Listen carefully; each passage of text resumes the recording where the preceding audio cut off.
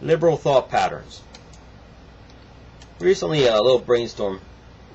I was thinking about liberals, how they look at the world, and it occurred to me that one of the elements of how liberals look at the world is they look at the world through the eyes of a judge who's looking upon a situation in which there's victims and victimizers.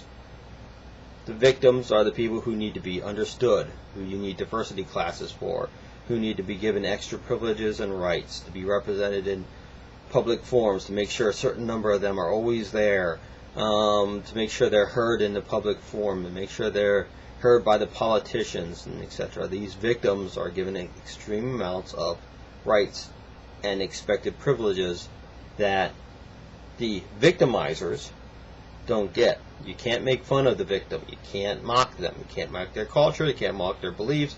You can't mock anything about them. That's intolerance, and requires the longest and hardest efforts of demonstration of tolerance to make up for this failure to understand them. The victimizers, you can mock them. In fact, it's almost a purpose. You need to mock them. You need to mistreat them. You need to be abusive with them. They need to be kept out of the public forum. They can't influence policy. They can't influence the government. They can't be involved because they're the victimizers. And the liberals, as the judges, are the ones who get to assign the labels. Who's the victim? Who's the victimizer? For example, Christians are the victimizers today because Christians put President Bush into office, which made liberals the victims, as far as they see it. The blacks are victims of the whites. Women are victims of men. The men are victimizers. Whites are victimizers. This is why you can have a black business college fund, and that's considered fine, but you can never have a white business college fund. This is why you can have women's groups, but not men's groups. And that's considered intolerant to have a men's group. It's men-only groups. But if you have women-only groups, that's okay. That's good. That's socially acceptable. Why? Because they're the victim. They've been assigned that label by the liberals.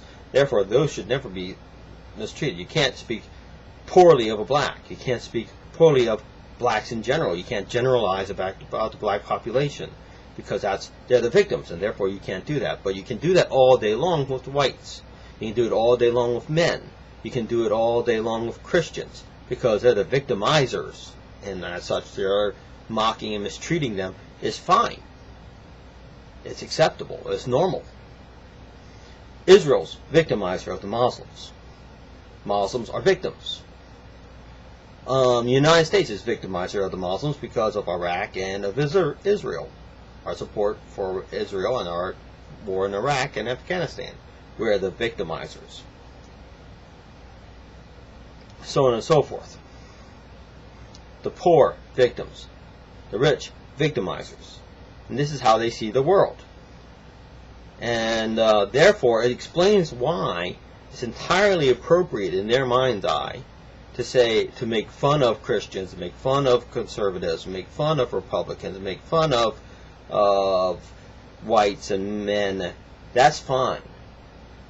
But you can't do any of that to liberals, blacks, women, etc. Those are no-go zones. You can't do that because that's puritanical. That's something you can't possibly do. That's worse than having an affair. But anyways, there you have it. It's just a notation of the nature of how liberals think. And I just find it particularly curious. It does go a long way to explain why double standards in actions are seen as perfectly acceptable by them. Thank you very much. Have a good day, and God bless.